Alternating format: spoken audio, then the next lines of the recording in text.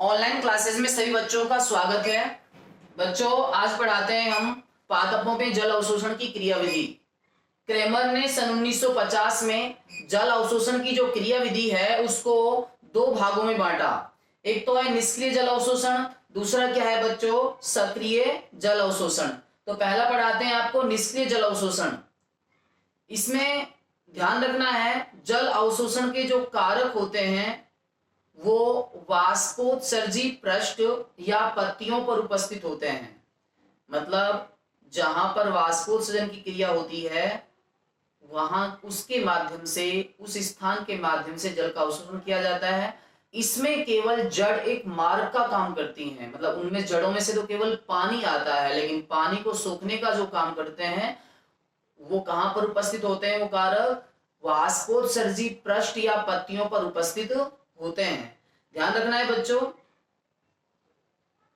इसमें आवश्यक बलों की जो उत्पत्ति होती है वो पौधों के वायव्य भाग जैसे प्रैरोह और कह सकते हैं पत्तियों में होती है।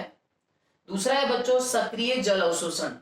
इसमें ध्यान रखना है, इसमें जल अवशोषण के जो कारक होते हैं वो मूल में ही उपस्थित होते हैं, मतलब जड़ में ही उपस्थित होते हैं, और जड़ की कोशिका सक्रिय रूप से जल का अवशोषण करती है, इसलिए इसको सक्रिय जल अवशोषण कहते हैं।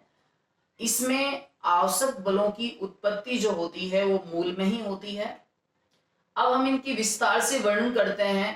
तो ध्यान रखना है बच्चों, जैसे हम विस्तार से वर्णन करेंगे तो पहला हम क्या पढ़ेंगे, निष्क्रिय जल अवशोषण।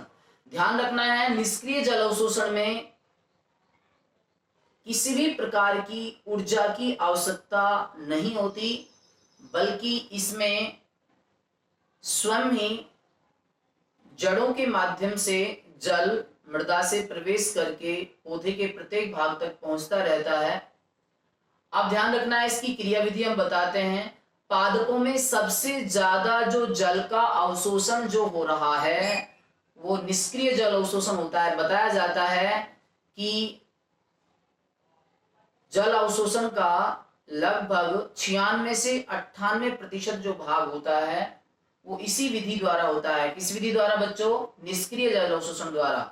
मतलब 96 से 98% भाग जो जल अवशोषित हो रहा है वो इसी विधि द्वारा अवशोषित होता है। अब किस प्रकार होता है ध्यान रखना है, जैसे ये तना है, ये इसके शीर्ष भाग पर क्या है बच्चों, पत्तियां, और ये क्या है, जड़ें हैं।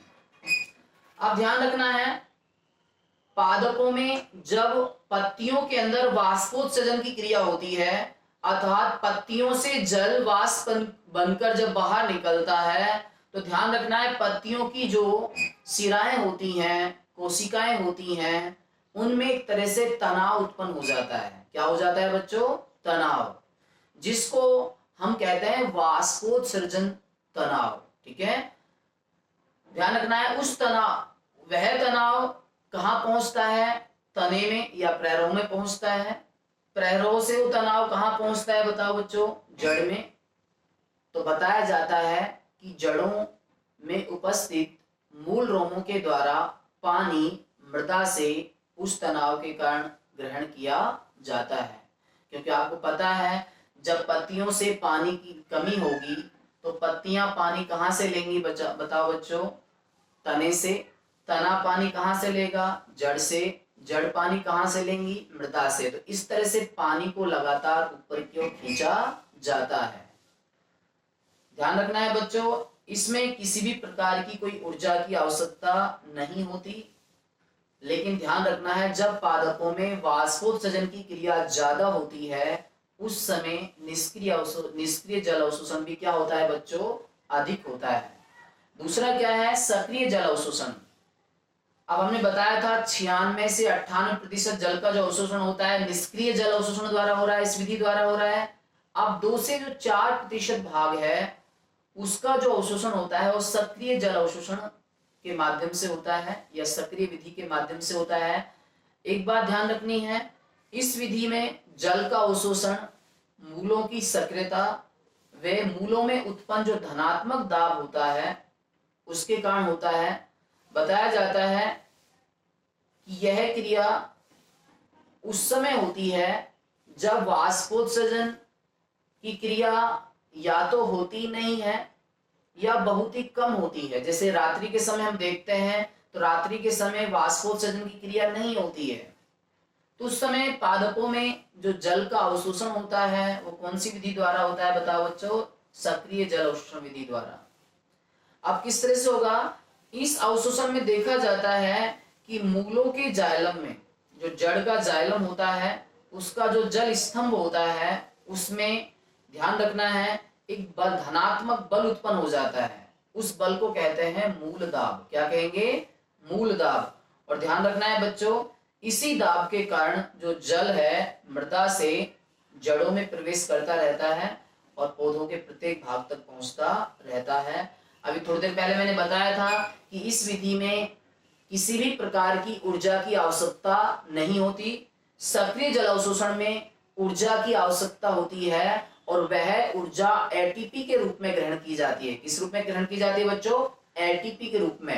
एटीपी का फुल नेम आप जानते हो, एडिनोसिन ट्राइफॉस्फेट। ये ऊर्जा का अणु होता है जिसको पौधे लेकर, कोशिकाएं ग्रहण कर कर एक तरह से अपना कार्य करती हैं।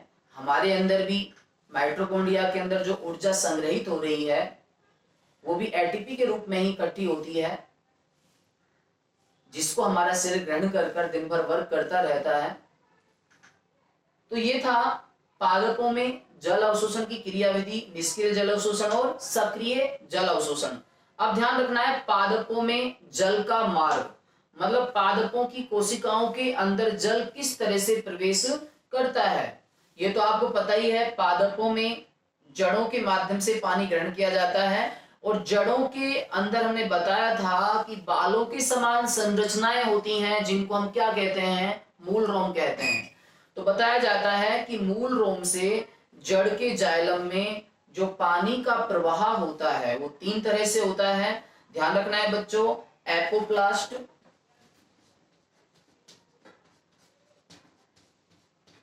एपोप्लास्ट पथ, दूसरा है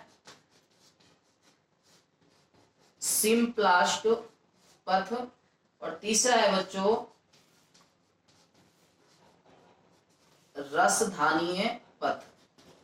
तो ध्यान रखना है, जड़ के मूल रोमों से जड़ के जाइलम में जो पानी का प्रवाह होता है वो 3 तरह से होता है, एपोप्लास्ट पथ, सिम्प्लास्ट पथ और रसधानीय पथ। पहला पढ़ाते हैं बच्चों एपोप्लास्ट पथ।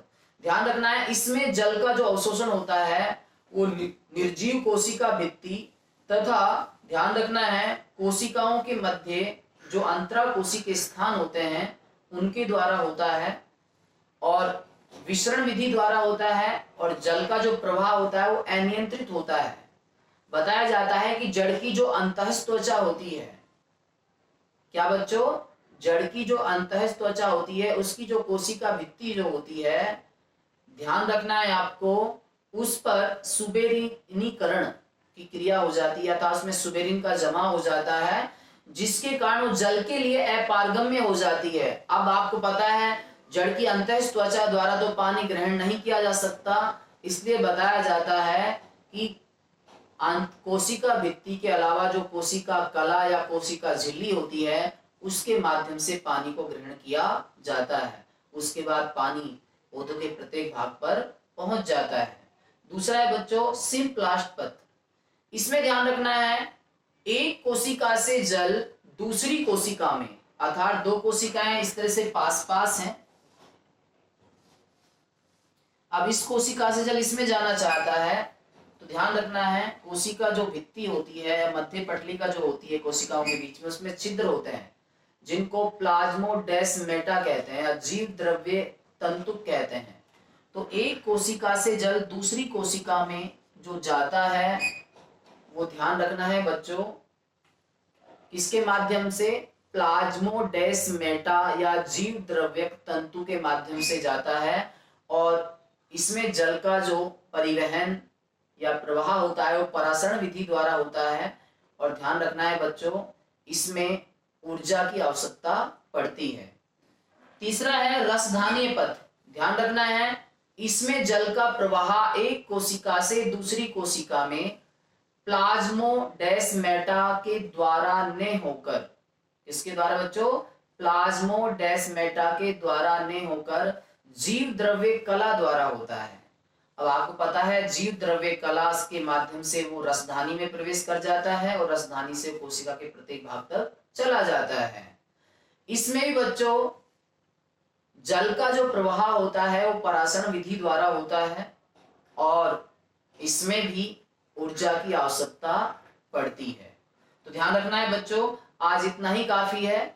इसको आप पढ़ोगे, आप नोट्स हमने इसके भेज दिए थे, वीडियो को देखकर आप नोट्स को पढ़ना फिर उतारना। मैं मानता हूं आपकी अच्छी तरह से समझ में आएगा और हमारे द्वारा दिया हुआ जो कार्य आप उसको समय पर करें, यह आपके लिए लाभदायक होगा।